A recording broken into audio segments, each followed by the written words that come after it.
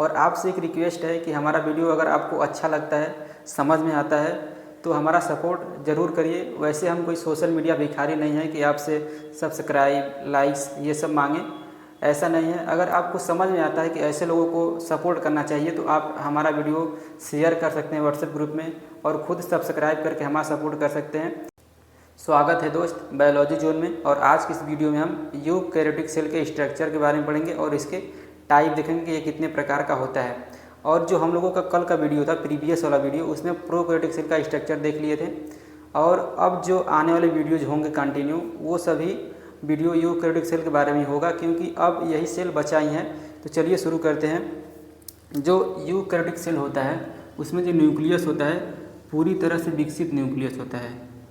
जैसे ये कोई यूकैरियोटिक सेल है और इसके अंदर ये न्यूक्लियस है, जबकि प्रोकैरियोटिक सेल के अंदर न्यूक्लियस नहीं होता था।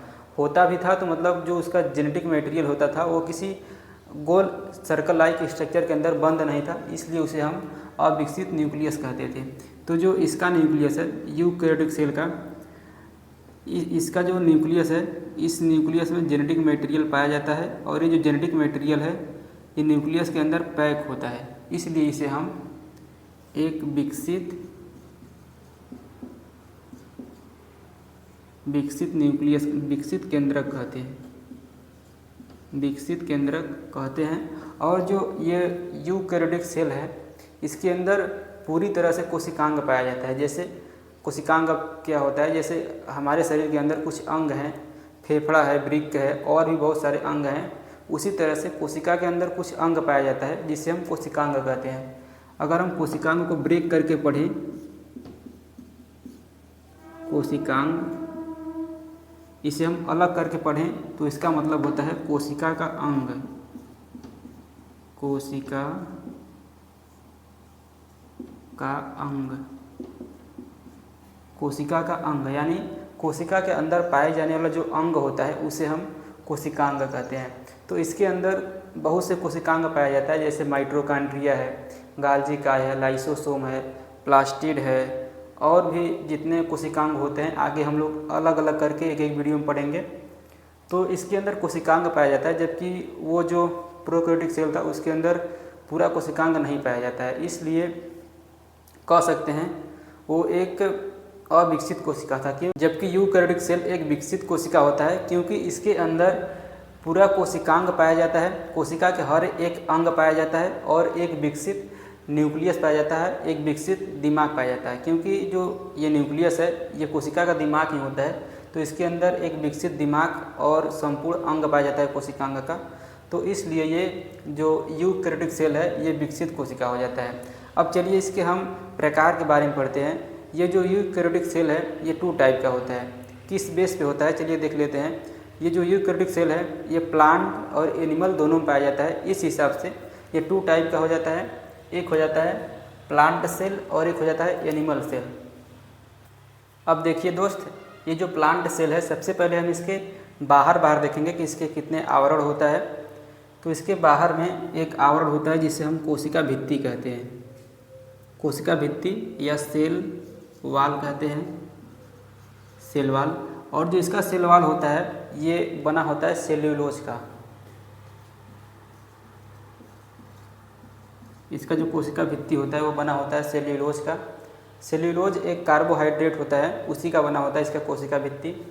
और जिसके अंदर एक लेयर और होता है उसे हम सेल मेम्ब्रेन कहते हैं, सेल मेम्ब्रेन, सेल मेम्ब्रेन, इसे कोशिका झिल्ली कहते हैं। और जो एनिमल सेल होता है इसके अगर हम बाहर देखें तो इसमें सिर्फ एक लेयर होता है जिसे हम सेल मेम्ब्रेन कहते हैं, सेल मेम्ब्रेन, मेम्ब्रेन। यानी जो एनिमल सेल होता है इसमें सिर्फ एक लेयर होता है कोशिका झिल्ली, जिसे हम कोशिका झिल्ली या सेल मेम्ब्रेन कहते हैं, कोशिका झिल्ली या सेल मेम्ब्रेन। और जो इसमें होता है, इसमें जो होता है इसमें कोशिका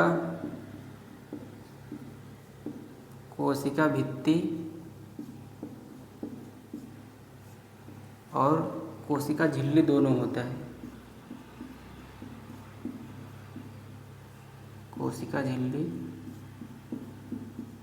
दोनों होता है, यानी आवरण के रूप में इसमें 2 लेयर होता है और उसमें 1 लेयर होता है। अब ऐसा क्यों होता है? क्योंकि ये जो प्लांट सेल होता है इसके अंदर पाया जाता है एक वैक्यूल पाया जाता है, जिसे हम रिक्तिका कहते हैं या रसधानी कहते हैं। ये जो वैक्यूल होता है ये प्लांट सेल का 90% भाग घेरे रखता है। अब इस वैक्यूल जो होता है, ये जो रसधानी होता है, इसमें भरा होता है पानी। जो रसधानी होता है इसमें पानी भरा होता है, जो कि ये 90% भाग प्लांट का घेरे रहता है। अब 90% भाग प्लांट का घेरे है तो इसमें पानी है, तो अब इसके प्रेशर को झेलने के लिए, पानी को प्रेशर को झेलने के लिए इस सेल में, प्लांट सेल में 2 लेयर होता है, ताकि ये आसानी से इस पानी को प्रेशर को झेल सके और ये कोशिका फटे ना। इसलिए इसमें कोशिका भित्ति और कोशिका झिल्ली दोनों होता है। जबकि जो इसमें होता है इसमें वैक्यूल नहीं होता है, इसलिए इसमें सिर्फ 1 लेयर होता है। और जो कोशिका भित्ति है ये प्लांट को बैक्टीरिया, फंगस और प्रोटोजोआ से होने वाले रोग से भी बचाता है। इसलिए मतलब इसका 2 वर्क होता है, एक तो कोशिका को फटने से बचाता है और एक कोशिका को इन सभी माइक्रो ऑर्गेनिज्म जैसे बैक्टीरिया, फंगस और प्रोटोजोआ से भी रोग से होने से बचाता है। अगर हम किसी प्लांट को दबाते हैं तो वो दबता नहीं है, क्योंकि उसमें कोशिका भित्ति होता है। अगर उस प्लांट में भी कोशिका झिल्ली होता तो वो भी दब जाता। जैसे हम लोगों की स्किन में कोशिका झिल्ली होता है तो हम लोगों की स्किन आराम से दबाने पर दब जाता है, लेकिन जो प्लांट होता है वो दबता नहीं है, क्योंकि उसमें कोशिका भित्ति होता है। अगर हम लोगों में कोशिका भित्ति होता तो हम लोग भी पेड़ पौधों की तरह कठोर होते और दबते नहीं और कोई भी चोट उट नहीं लगता, लेकिन ऐसा होता नहीं है। हम लोगों में सिर्फ ये कोशिका झिल्ली होता है और इसमें कोशिका भित्ति होता है, इसलिए जो प्लांट होता है वो कठोर होता है और अपने जगह पे खड़ा रहता है। ये तो इन 2 कोशिकाओं के बीच में जो दूसरा डिफरेंट होगा वो होगा कि इस प्लांट सेल में वैक्यूल पाया जाता है। वैक्यूल्स यानी रसधानी होता है, रसधानी पाया जाता है। और इसमें जो एनिमल सेल होता है इसमें रसधानी नहीं पाया जाता है, इसमें रसधानी नहीं पाया जाता है।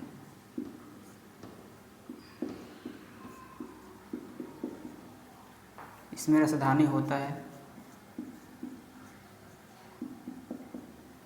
अब जो इसका तीसरा अंतर होगा इन कोशिकाओं के बीच में, इसका जो प्लांट सेल का जो शेप होता है, जो आकार होता है, वो एनिमल सेल से बड़ा होता है। तो जो प्लांट सेल होता है वो एनिमल सेल से बड़ा होता है, और जो ये है ये प्लांट सेल से छोटा होता है, छोटा होता है। ऐसा क्यों होता है? क्योंकि इसमें वैक्यूल पाया जाता है, और जो वैक्यूल होता है वो प्लांट का 90% भाग घिरा होता है, इसलिए ये सेल जो होता है प्लांट सेल इतना बड़ा हो जाता है। और इसमें वैक्यूल होता नहीं है तो इसलिए ये छोटा हो जाता है सेल। इन 2 कोशिकाओं के बीच में जो चौथा डिफरेंट है वो है प्लास्टिड। जो प्लास्टिड होता है ये प्लांट सेल में प्रेजेंट होता है। प्लास्टिड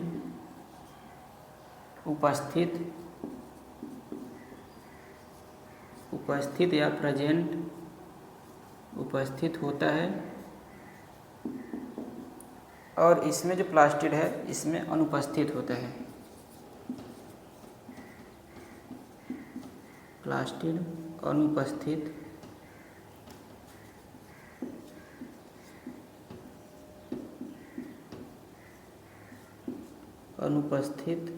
होता है। अब ये प्लास्टिड क्या होता है? प्लास्टिड का अलग अलग प्रकार होता है। उसमें से एक प्रकार है क्लोरोप्लास्ट। क्लोरोप्लास्ट में क्लोरोफिल होता है, जिसकी वजह से ये जो प्लांट होते हैं अपना भोजन बना पाते हैं।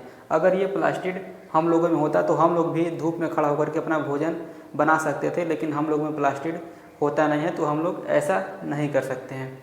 ठीक, इसमें होता है प्लास्टिड। तो ये जो प्लास्टिड होता है ये प्लांट सेल में इसलिए होता है ताकि अपना जो पेड़ पौधे होते हैं ये धूप में खड़ा होकर के अपना भोजन बना सकें। अब चलिए फ्रेंड, हम इन 2 कोशिकाओं के बीच में 4 मेन डिफरेंट देख लिए थे, और जो 5वां डिफरेंट है वो है फूड स्टोर। यानी जो फूड स्टोर होता है वो प्लांट सेल में स्टार्च के रूप में होता है। अब जैसे प्लांट सेल है तो अपना भोजन सिर्फ दिन में बनाता है और रात में बना नहीं सकता, तो ये अपने भोजन को स्टार्च के रूप में संचित करके रात में खाता है और उससे एनर्जी प्राप्त करता है। अब देखिए, जो हम लोग हैं अपने भोजन को ग्लाइकोजन के रूप में स्टोर करके रखते हैं। अब जब हम भोजन खाते हैं तो हमारे पेट में जाता है तो वो ग्लाइकोजन के रूप में संचित रहता है और हम धीरे धीरे भोजन पचता है और उससे हमें एनर्जी मिलता रहता है।